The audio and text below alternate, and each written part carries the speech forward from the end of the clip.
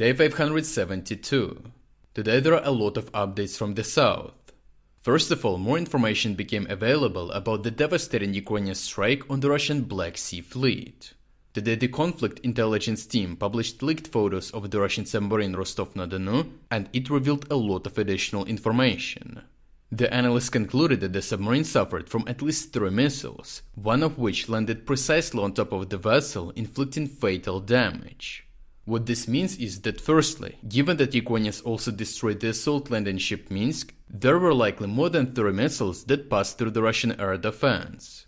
And secondly, the missiles proved to be capable of hitting relatively small objects with very high accuracy, which is why Russian analysts once again started raising discussions about the level of protection of the main Crimean bridge that connects it to Russia.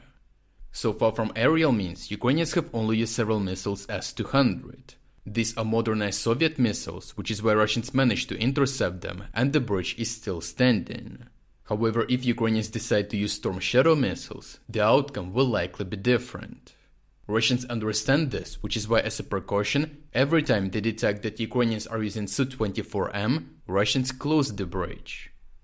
Some Russian analysts also raised concerns about the leakage of footage. The photos of the damage of submarine were not available in the first days because the submarine has a low profile compared to the assault landing ship Minsk, which is why it could not be seen from the residential houses. Russian military obviously tried to conceal the results of the work, but as it turned out, someone who was present on the site sold these pictures to a Ukrainian intelligence agent. The footage not only allowed to verify the destruction of the target, but also the precision of the strike, opening the door to planning more sophisticated strikes on smaller objects. And Ukrainians continued conducting drone strikes on Crimea.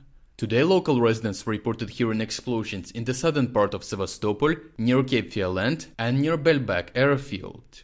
Yesterday explosions were reported once again in Sevastopol and also Feodosia.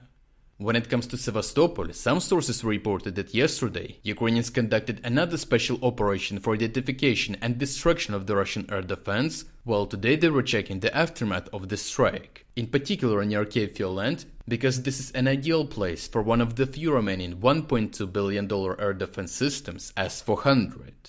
The head of Ukrainian intelligence Kyrylo Budanov stated that regular drone strikes on Russia and Russian-controlled territories have the following 3 goals. Firstly, Ukrainians are trying to exhaust Russian air defense.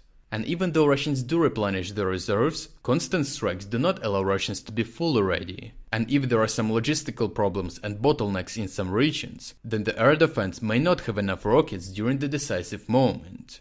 But the drones obviously are not just launched to be shot down by the air defense. And even if the probability of such an outcome is high, the drones always have a real military target. Ironically, as we have seen several days ago in Sevastopol, sometimes the target of the drones becomes the air defense systems themselves. However, the primary military target of Ukrainian forces right now is Russian aviation. In fact, during the last month, Ukrainians damaged and destroyed so many Russian strategic transport airlifters and bombers that Russians started relocating them and putting tires on the fuselage. The effectiveness of the measures is quite doubtful, because the shrapnel from explosions is capable of penetrating metal. However, the new style clearly highlights the increased level of concerns about the losses in aviation. Finally, the third goal of continuous drone strikes is the destruction of the infrastructure that is critical for supporting war efforts. One such target today became the huge Russian oil depot in Feodosia.